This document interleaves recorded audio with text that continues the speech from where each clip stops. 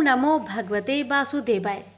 प्यारे भक्तगणों, आज मैं आप सभी को सुनाऊंगी वैशाख मास में सुनी जाने वाली 7 पुण्य फल देने वाली कथाएं। वैशाख मास में वैशाख स्नान का बहुत अत्यधिक महत्व बताया गया है।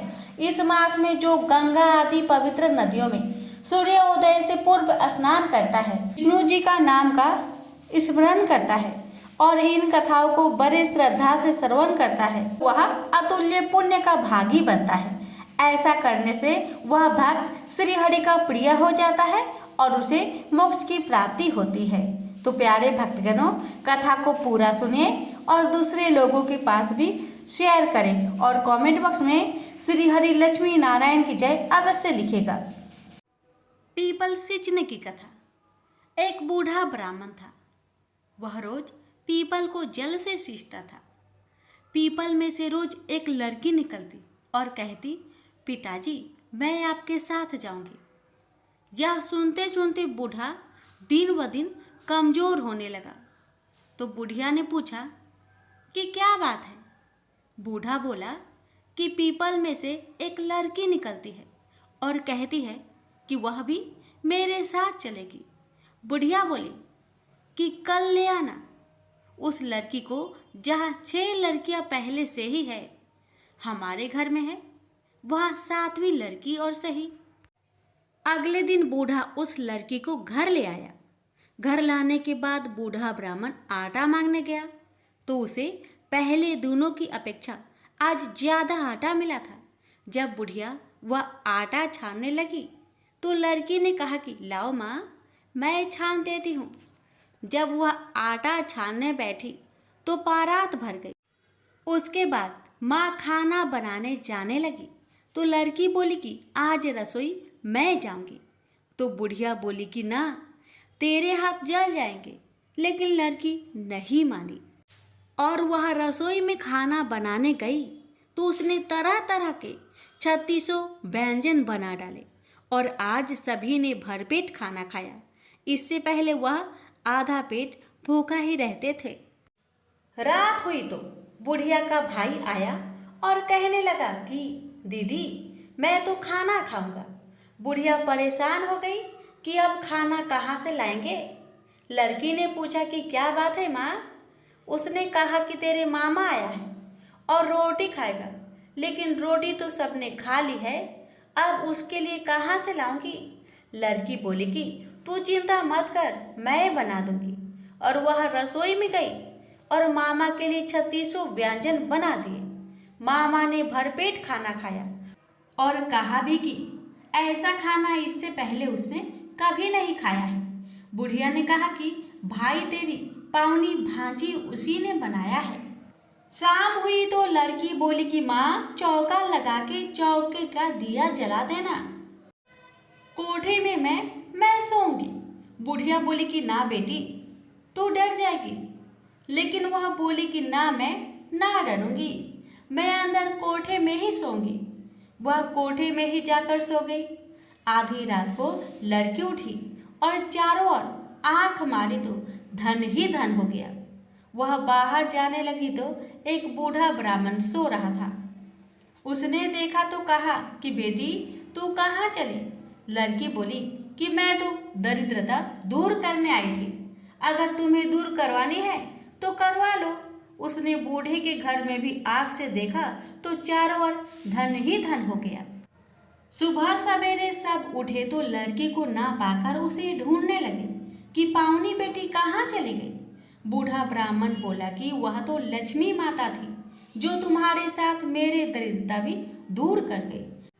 हे लक्ष्मी माता, जैसे आपने उनकी दरिद्रता दूर की वैसे ही सबकी करना। कहानी अच्छी लगे तो शेयर जरूर करना। माँ लक्ष्मी आपके भंडार सोने से भर देंगी। एक गांव में 2 सेठानियाँ थी। एक के घर में बहुत धन था पर वह दिल से कंजूस थी और दूसरे के पास धन थोड़ा था मगर वह दिल से बहुत दयावान थी, बहुत दानी थी। छोटी सेठानी रोज सवेरे उठती, गंगा स्नान करती, तुलसी माता को सींचती, वर पीपल को सींचती और फिर भगवान के मंदिर में जाकर धर्मराज भगवान सूरज भगवान की कहानी सुनते। एक दिन भगवान के भोग लगाकर अतिथि को जिमाती है, गाय कुत्ता के लिए ग्रास निकालती है। दूसरी सेठानी इस धर्मात्मा को देखकर हंसती और कहती, पता नहीं दिन भर ये क्या क्या करती है। थोड़े समय बाद दोनों सेठानियों को भगवान का बुलावा आया। धर्मात्मा सेठानी के लिए यमराज भगवान ने अपना विमान भेजा और भगवान को न मानने वाली सेठानी को दूध मारते घसीटते हुए लेते गए। रास्ते में सेठानी दूत से बोली, मुझे भूख लगी है। दूत बोले, अगर तुमने कुछ दिया होगा तो तुम्हें भोजन मिलेगा। सेठानी तो कभी भी किसी को कुछ दिया ही नहीं था, इसीलिए उसे भोजन नहीं दिया गया। अब कुछ दूर आगे बढ़ने पर उसे प्यास लगी। वह फिर से दूत से कहने लगी, मुझे बहुत प्यास लगा है, थोड़ा पानी मिलेगा। दूत बोले, हाँ जरूर, अगर तुमने कभी किसी को पानी पिलाया होगा तभी तुम्हें पानी नसीब होगा। सेठानी ने कभी भी किसी को पानी नहीं पिलाया था, इसलिए उसे दूत पानी नहीं दिए। कुछ दूर आगे बढ़ने पर सेठानी को रास्ते में कांटे चुभने लगे, गर्मी पड़ने लगी, पर दूत तो उसे घसीटते ही ले जा रहे थे। अब सेठानी बहुत पछताने लगी कि मेरे पास सब कुछ था मगर मैंने कभी दान धर्म नहीं किया। इतने में यमराज भगवान का दरबार आया। तब सेठानी ने देखा कि धर्मात्मा सेठानी भगवान के पास सिंहासन पर बैठी थी। उधर दूसरी सेठानी को तपते हुए कुंड में डाल दिया गया। अब तो सेठानी यमराज भगवान से बोली, हे भगवान, मुझ पर दया करके आप मुझे 1.25 पहर का जीवन दान दीजिए, मैं वापस आकर दंड भोग लूंगी। यमराज भगवान तो बहुत दयालु है। उन्होंने सेठानी पर दया दिखाकर उसे 1 दिन का जीवन दान दे दिया। सेठानी के शरीर में प्राण संचार आते ही पंडितों को बुलाकर सेठानी ने धर्मराज जी की कथा सुनी, सब तरह से दान धर्म किया। इतने में समय पूरा हो गया। अब की बार धर्मराज भगवान ने सेठानी के लिए विमान भेजा। 1.25 पहर के दान धर्म से सेठानी को स्वर्ग मिला। धर्मराज भगवान ने जैसी कृपा सेठानी पर करी वैसी सब पर करना। कहानी कहने वाले, सुनने वाले और हुक्कारे भरने वालों पर सभी पर अपनी कृपा सदा बनाए रखना। तो प्रेम से बोलिए धर्मराज भगवान की जय। अनुसुईया प्रजापति कदर्म और देवहूति की 9 कन्याओं में से एक तथा अत्रि मुनि की पत्नी थी। उनकी पत्नी भक्ति अर्थात अस्तित्व का तेज इतना अधिक था कि उसके कारण आकाश मार्ग से जाते देवों को उसके प्रताप का अनुभव होता था। इसी कारण से उन्हें सती अनुसुईया भी कहा जाता है। अनुसुईया ने श्री राम, सीता और लक्ष्मण का अपने आश्रम में स्वागत किया था। उन्होंने सीता को उपदेश दिया था और उन्हें अखंड सौभाग्य की एक औषधि भी दी थी। सतियों में उनकी गणना सबसे पहले होती है। कालिदास के शाकुंतलम में अनुसुईया की नाम शकुंतला की एक सखी भी कही गई है। अब सुनिए सती अनुसुईया की कहानी। एक बार महर्षि नारद भगवान शंकर, विष्णु और ब्रह्मा जी से मिलने स्वर्ग में गए, किंतु तीनों में से किसी से उनकी भेंट नहीं हो पाई। तीनों की धर्म पत्नियां अपने अपने लोक में अवश्य उपस्थित थी। भेंट के दौरान महर्षि नारद ने यह अनुभव किया कि इन तीनों को ही अपने पतिव्रता धर्म, शील एवं सद्गुणों पर बड़ा गर्व है। अतः उन्होंने एक के पास जाकर कहा, मैं अनुसुईया के विश्व भर का भ्रमण करता हूँ, किंतु आत्रेय ऋषि की पत्नी समान पतिव्रत धर्म का पालन करने वाली शील एवं सद्गुण संपन्न स्त्री मैंने नहीं देखी, न ही सुनी। यह सुनकर पार्वती, लक्ष्मी और सावित्री को बड़ी ईर्ष्या हुई। अब वे तीनों व्याकुलता से अपनी पतियों के आने की प्रतीक्षा करने लगी। अपने अपने स्वामी के आगमन पर उन्होंने अपने पति से प्रार्थना किया कि वे सती अनुसुईया का पतिव्रत धर्म भंग करे। अर्धांगिनियों के कहने पर तीनों देवता इस हेतु राजी हो गए। अब वे तीनों एक साथ अत्रि ऋषि के आश्रम में इस कार्य हेतु पहुंच गए। पूर्णतः योजना बनाकर वे तीनों याचक के रूप में भिक्षा मांगने गए। जब अनुसुईया भिक्षा देने आई तो अतिथि सेवा में तत्पर अनुसुईया ने कहा, आप लोग गंगा स्नान करके आइए, तब तक मैं भोजन तैयार करती हूँ। स्नान के बाद अनुसुईया ने भोजन परोसा। तब तीनों देवता बोले कि जब तक तुम नग्न होकर भोजन नहीं परोसोगी तब तक हम भोजन नहीं करेंगे। अब पतिव्रत धर्म का पालन करने के कारण उसे देवताओं का छल कपट ज्ञात हो गया। फिर भी वो तीनों को बैठाकर अपने पति अत्रि ऋषि के पास गई और उनके चरण धोकर जल ले आई। उस जल को उन्होंने देवताओं पर छिड़क दिया। जल के प्रभाव से तीनों देवता दूध मुखे बच्चे बनकर बाल किराए करने लगे। तब अनुसुईया ने उन तीनों को दूध पिलाकर पालने में सुला दिया। इस प्रकार कई दिन बीत गए। जब तीनों देवता लौटकर अपने लोक नहीं पहुंचे तो देव पत्नियां चिंतित हुई। फिर एक दिन नारद जी से ही उन्हें ज्ञात हुआ कि वे अत्रि ऋषि के आश्रम के आसपास देखे गए हैं। अब तीनों पत्नियां अपने पति के विषय में सती अनुसुईया से पूछने लगी। तब अनुसुईया ने पालने की ओर संकेत किया और कहा, पहचान लो। तीनों ही किसी भी प्रकार अपने पति को नहीं पहचान पाई तो हाथ जोड़कर अनुसुईया से प्रार्थना करने लगी, हे देवी, हमें अपने अपने पति अलग अलग प्रदान कीजिए। देवी अनुसुईया बोली, इन्होंने मेरा दूध पिया है, अतः ये मेरे बच्चे हुए। आप इन्हें किसी न किसी रूप में मेरे पास ही रहना होगा। इस पर तीनों देवताओं के संयुक्त प्रयास से एक देवी तेज प्रकट हुआ जिसके 3 सिर और 6 भुजाएं थी। इसी अलौकिक अवतार का नाम दत्तात्रेय रखा गया। अनुसुईया ने पुनः पति के चरण धोए और जल को देवताओं पर छिड़का। जल के छिड़कते ही देवताएं अपने अपने रूप में आ गए। वो प्रेम से बोले, सती अनुसुईया की जय। एक बार एक महिला फल बेच रही थी। जब वह श्री कृष्ण के घर के सामने से गुजर रही थी तब श्री कृष्ण को कुछ फल खाने का मन किया। जब कृष्ण ने उस फल को बेचने वाली महिला से कुछ फल मांगे तो उसने कृष्ण से उन फल के बदले कुछ मांगा। फल के बदले अनाज देने के लिए कृष्ण घर के अंदर दौड़ते हुए गए और मुट्ठी भर अनाज लेकर वापस फल वाली के पास आए, परंतु आते आते उनके हाथ से सारा अनाज गिर जाता है। कृष्ण बार बार घर के अंदर जाते और कुछ अनाज अपने हाथ में लेकर आने की कोशिश करते हैं, परंतु सारा अनाज नीचे गिर जाता है। यह देखकर फल वाली बहुत प्रसन्न हुई और उसने कृष्ण को सारे फल दे दिए। भगवान बाल कृष्ण अंतर्मन से उस बुढ़िया पर बहुत प्रसन्न हुए। जब वह फल वाली अपनी खाली टोकरी लेकर वहां से चली गई और अपने घर पहुंची तो उसने देखा कि उसकी टोकरी में सोने और जवाहरत से भरी हुई थी। तब उस बुढ़िया माई को समझने में देर नहीं लगी कि ये तो भगवान श्री कृष्ण की चमत्कार है, उनका ही महिमा है।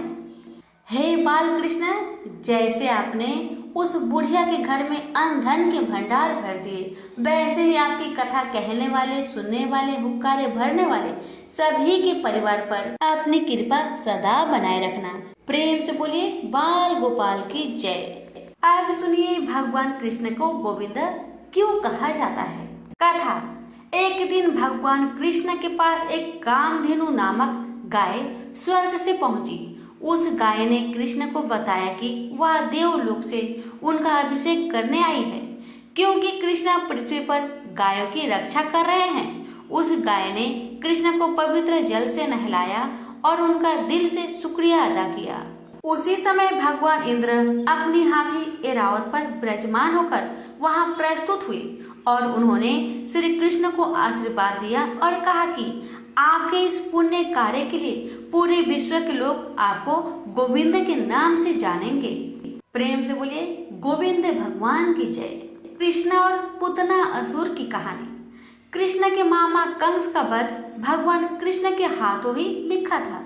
यह जानने के बाद बार बार कंस अलग अलग असुरों को कृष्ण का वध करने के लिए भेजा करता था। एक बार कंस ने एक पुतना नाम की राक्षसनी को भेजा। पुतना वृंदावन पहुंची और उसने एक सुंदर महिला का वेश बदलकर कृष्ण को हर घर में ढूंढना शुरू कर दिया। उस समय कृष्ण बहुत छोटे थे। जब वह कृष्ण के घर पहुंची तो उसने कृष्ण को पहचान लिया और अपना विषैला दूध पिलाने के लिए गोदी में उठाया। जब वह कृष्ण को अपना जहरीला दूध पिलाने लगी तो उसको लगा कि कृष्ण दूध पीते ही मर जाएंगे, परंतु कृष्ण तब तक दूध पीते रहे जब तक उस राक्षस महिला की मृत्यु नहीं हो गई। उसकी मृत्यु होते ही वह अपने असली क्रूर रूप में आ गई। तो प्रेम से बोलिए बाल गोपाल की जय। अब सुनिए भगवान कृष्ण और कालिया सांप की कहानी। यमुना नदी से जुड़ा हुआ एक मीठे पानी का सुंदर झील था। कहीं से एक बहुत ही जहरीला सांप वहां आकर रहने लगा, जिसका नाम था कालिया। कालिया का जहर यमुना नदी के पानी में बहुत तेजी से घुल रहा था। एक बार एक गाय चराने वाले व्यक्ति ने जब उस झील का पानी पिया तो उसकी मृत्यु हो गई। जब भगवान श्री कृष्ण को इस बात का पता चला तो उन्होंने अपनी शक्ति से उस व्यक्ति को जीवित कर दिया। उसके बाद श्री कृष्ण उस झील के पानी में कूद गए। कृष्ण पानी के बहुत अंदर गए और उस सांप को जोर जोर से पुकारने लगे। जब बहुत देर तक कृष्ण पानी में नहीं निकले तो गांव के लोग इकट्ठा होकर नदी के किनारे उनका इंतजार करने लगे। बहुत सारे लोग डरने भी लगे। कुछ देर बाद पानी के अंदर से कालिया सांप कृष्ण के सामने आया और आते ही उसने कृष्ण पर आक्रमण कर दिया। कुछ ही देर में कृष्ण ने कालिया को जकड़ लिया। कालिया 1000 सिर वाला सांप था। कृष्ण उसके सर पर तेजी से नाचने लगे और तेजी से नाचने के कारण कालिया सर्प के मुख से खून निकलने लगा। यह देखकर कालिया की पत्नी पानी से ऊपर आई और उसने कालिया के जीवन की भीख मांगी। कृष्ण ने उन्हें यमुना नदी की झील को छोड़ने के लिए कहा और रमान का दीप चले जाने को कहा, और साथ ही कृष्ण ने कालिया को आश्वासन दिया कि आप उन पर गरुड़ कभी भी आक्रमण नहीं करेगा, क्योंकि कालिया के सिर पर कृष्ण के पैरों के निशान पड़ चुके थे। यह सुनकर कालिया बहुत ही खुश हुआ और वह यमुना नदी के उस सुंदर झील को छोड़कर अपनी पत्नी के साथ चला गया। इस प्रकार कृष्ण ने कालिया सांप से गांव की रक्षा की। तो प्रेम से बोलिए श्री कृष्ण भगवान की जय। बहुत समय पहले की बात है। बनारस के गांव में एक बड़े धनवान सेठ रहते थे। वह विष्णु भगवान के परम भक्त थे और हमेशा सच बोला करते थे। एक बार जब भगवान सेठ की प्रशंसा कर रहे थे तभी माँ लक्ष्मी ने कहा, स्वामी आप इस सेठ की इतनी प्रशंसा क्यों क्या करते हैं? क्यों ना आज उसकी परीक्षा ली जाए और जाना जाए कि क्या वह सचमुच इसके लायक है या नहीं। भगवान बोले, ठीक है देवी, जैसी आपकी इच्छा। विष्णु भगवान ने लक्ष्मी जी से कहा कि अभी सेठ गहरी निद्रा में है, आप उसके सपने में जाए और उसकी परीक्षा ले लीजिए। अगले ही क्षण सेठ जी को सपना आया। सपने में धन की देवी लक्ष्मी उनके सामने आई और बोली, हे मनुष्य, मैं धन की देवी धात्री लक्ष्मी हूँ। सेठ जी को अपनी आंखों पर यकीन नहीं हुआ और वो बोले, हे माता, आपने साक्षात अपने दर्शन देकर मेरा जीवन धन्य कर दिया है। बताइए मैं आपकी क्या सेवा कर सकता हूँ। माता ने कहा, कुछ नहीं, मैं तो बस इतना बताने आई हूँ कि मेरा स्वभाव चंचल है और बरसों से तुम्हारे भवन में निवास करते करते मैं ऊब चुकी हूँ और यहाँ से जा रही हूँ। सेठ जी बोले, मेरा आपसे निवेदन है कि आप यहीं रहें, किंतु अगर आपको यहाँ अच्छा नहीं लग रहा है तो मैं आपको भला कैसे रोक सकता हूँ। आप अपनी इच्छा अनुसार जहाँ चाहें वहाँ जा सकती हैं। इतना कहते ही माँ लक्ष्मी सेठ के घर से चली गई। थोड़ी देर बाद वे रूप को बदलकर पुनः सेठ के स्वप्न में यश के रूप में आई और बोली, सेठ मुझे पहचान रहे हो? सेठ ने कहा, नहीं महोदय, आपको मैंने नहीं पहचाना। भेष रूपी लक्ष्मी माता ने कहा, मैं यश हूँ, मैं ही तेरी कीर्ति और प्रसिद्धि का कारण हूँ। लेकिन अब मैं तुम्हारे साथ रहना नहीं चाहता क्योंकि माँ लक्ष्मी यहाँ से चली गई है, अतः मेरा भी यहाँ कोई काम नहीं। सेठ ने कहा, ठीक है, यदि आप भी जाना चाहते हैं तो वही सही। सेठ जी अभी भी स्वप्न में ही थे और उन्होंने देखा कि वह दरिद्र हो गए हैं और धीरे धीरे उनके सारे रिश्तेदार व मित्र भी उनसे दूर हो गए हैं। यहाँ तक कि जो लोग उनका गुणगान किया करते थे वो भी आज उनकी बुराई कर रहे हैं। कुछ और समय बीतने पर माँ लक्ष्मी धर्म का रूप धारण करके पुनः सेठ के सपने में आई और बोली, मैं धर्म हूँ। माँ लक्ष्मी और यश के जाने के बाद भी इस दरिद्रता में तुम्हारा साथ नहीं दे सकता, मैं जा रहा हूँ। जैसा आपकी इच्छा, सेठ ने उत्तर दिया और धर्म भी वहाँ से चला गया। कुछ और समय बीत जाने पर माँ लक्ष्मी सत्य के रूप में स्वप्न में प्रकट हुई और बोली, मैं सत्य हूँ। लक्ष्मी, यश और धर्म के जाने के बाद अब मैं भी यहाँ से जाना चाहती हूँ। ऐसा सुन सेठ जी ने तुरंत सत्य के पाँव पकड़ लिए और बोले, हे महाराज, मैं आपको नहीं जाने दूंगा। भले ही सब मेरा साथ छोड़ दे, मुझे त्याग दे, पर कृपया आप ऐसा मत करिए। सत्य के बिना मैं एक क्षण नहीं रह सकता। यदि आप चले जाएंगे तो मैं तत्काल ही अपना प्राण त्याग दूंगा। लेकिन तुमने बाकी तीनों को बड़ी आसानी से जाने दिया, उन्हें क्यों नहीं रोका? सत्य ने प्रश्न किया। सेठ जी बोले, मेरे लिए वे तीनों भी बहुत महत्व रखते हैं, लेकिन उन तीनों के बिना भी मैं भगवान का नाम का जाप करते करते उद्देश्यपूर्ण जीवन जी सकता हूँ। परंतु यदि आप चले गए तो मेरा जीवन में झूठ प्रवेश कर जाएगा और वाणी अशुद्ध हो जाएगी। भला ऐसी वाणी से मैं अपने भगवान की वंदना कैसे कर सकूंगा? मैं तो किसी भी कीमत पर आपके बिना नहीं रह सकता। सेठ जी के उत्तर सुन सत्य बहुत प्रसन्न हुआ और उसने कहा, तुम्हारी अटूट भक्ति ने मुझे यहाँ रुकने पर विवश कर दिया और अब मैं यहाँ से कहीं नहीं जाऊँगा। और ऐसा कहते हुए सत्य अंतर्ध्यान हो गया। सेठ जी अभी भी निद्रा में थे। थोड़ी देर बाद स्वप्न में धर्म वापस आया और बोला, मैं अब तुम्हारे पास ही रहूँगा क्योंकि यहाँ सत्य का निवास है। सेठ जी ने प्रसन्नतापूर्वक धर्म का स्वागत किया।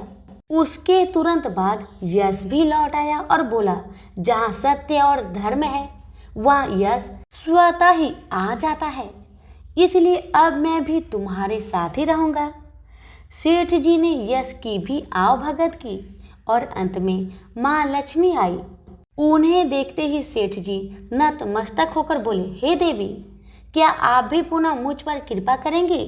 अवश्य, जहाँ सत्य, धर्म और यश हो वहाँ मेरा वास निश्चित है, माँ लक्ष्मी ने उत्तर दिया। यह सुनते ही सेठ जी की नींद खुल गई।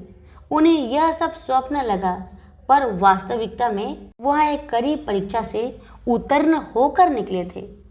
मेरे प्यारे दोस्तों, हमें भी हमेशा याद रखना चाहिए कि जहाँ सत्य का निवास होता है वहाँ यश, धर्म और लक्ष्मी का निवास स्वतः ही हो जाता है। सत्य है तो सिद्धि, प्रसिद्धि और समृद्धि है। प्रेम से बोलिए लक्ष्मी नारायण की जय। पार्वती जी ने अपने पुत्र गणेश जी से पूछा कि हे वत्स, बैसाख महीने की चौथ को किन गणेश का व्रत और पूजन करना चाहिए?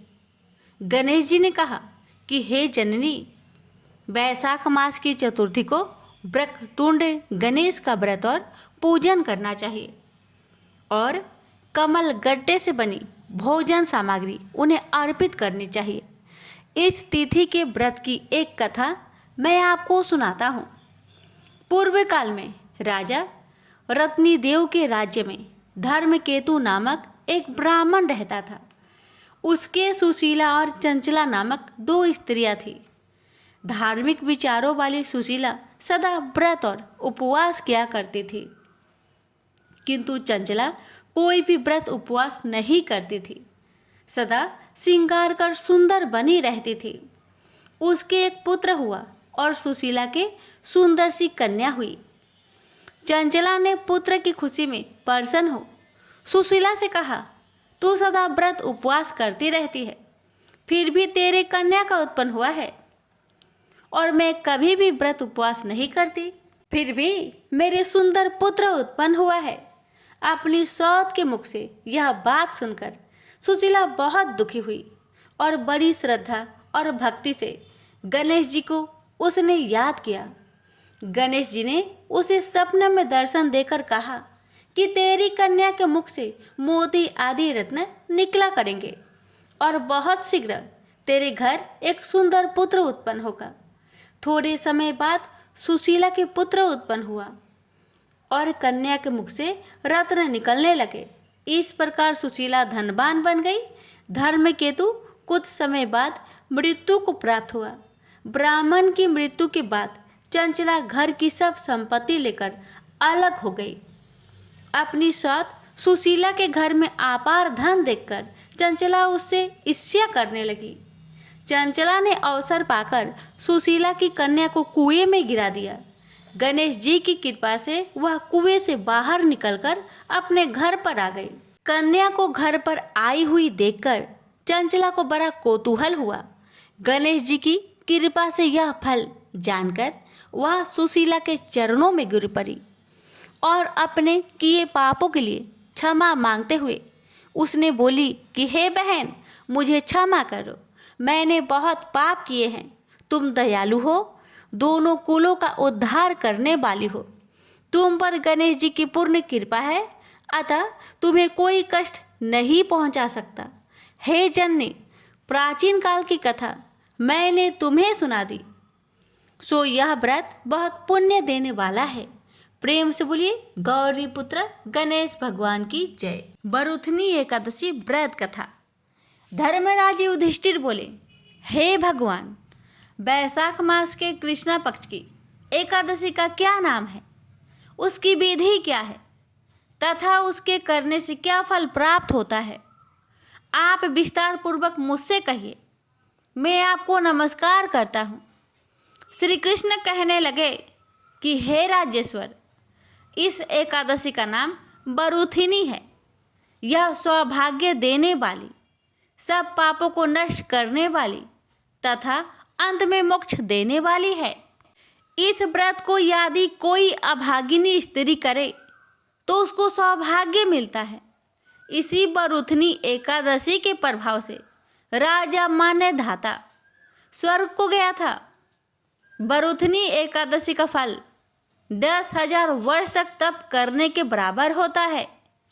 कुरुक्षेत्र में सूर्य ग्रहण के समय 1 मन स्वर्ण दान करने से जो फल प्राप्त होता है, वही फल बरुथनी एकादशी के व्रत करने से मिलता है। बरुथनी एकादशी के व्रत को करने से मनुष्य इस लोक में सुख भोगकर परलोक में स्वर्ग को प्राप्त होता है। शास्त्रों में कहा गया है कि हाथी के दान घोड़े के दान से श्रेष्ठ है। हाथी के दान से भूमि दान, भूमि के दान से तिलों का दान, तिलों का दान से स्वर्ण का दान तथा स्वर्ण के दान से अन्न का दान श्रेष्ठ है। अन्य दान के बराबर कोई दान नहीं है। अन्य दान से देवता, पितर और मनुष्य तीनों तृप्त हो जाते हैं। शास्त्रों में इसको कन्यादान के बराबर माना जाता है। बरुथनी एकादशी के व्रत से अन्नदान तथा कन्यादान दोनों के बराबर फल मिलता है।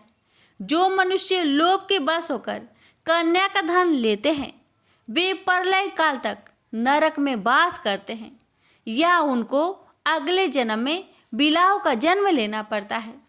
जो मनुष्य प्रेम एवं धन सहित कन्या का दान करते हैं, उनके पुण्य को चित्रगुप्त भी लिखने में असमर्थ है। उनको कन्यादान का फल मिलता है। बरुथनी एकादशी का व्रत करने वाले को दशमी के दिन निम्नलिखित वस्तुओं को त्याग करना चाहिए। पहला, कांसे के बर्तन में भोजन करना। दूसरा, मांस। तीसरा, मसूर की दाल। चौथा, चने का साग। पांचवा, कोदो का साग। छठा, मधु यानी शहद। सातवां, दूसरे का अन्न। आठवां, दूसरी बार भोजन करना। एवं नौवां, स्त्री प्रसंग। व्रत वाले दिन जुआ नहीं खेलना चाहिए। उस दिन पान खाना, दातुन करना, दूसरे की निंदा करना तथा चुगली करना एवं पापी मनुष्य के साथ बातचीत सब त्याग देना चाहिए। उस दिन क्रोध, मिथ्या भाषण का त्याग करना चाहिए। इस व्रत में नमक, तेल अथवा अन्न वर्जित है। हे राजन, जो मनुष्य विधिवत इस एकादशी को करते हैं उनको स्वर्ग लोक की प्राप्ति होती है। अतः मनुष्य को पापों से डरना चाहिए।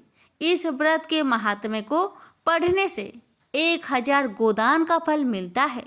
इसका फल गंगा स्नान के फल से भी अधिक होता है। प्रेम से बोलिए लक्ष्मी नारायण की जय।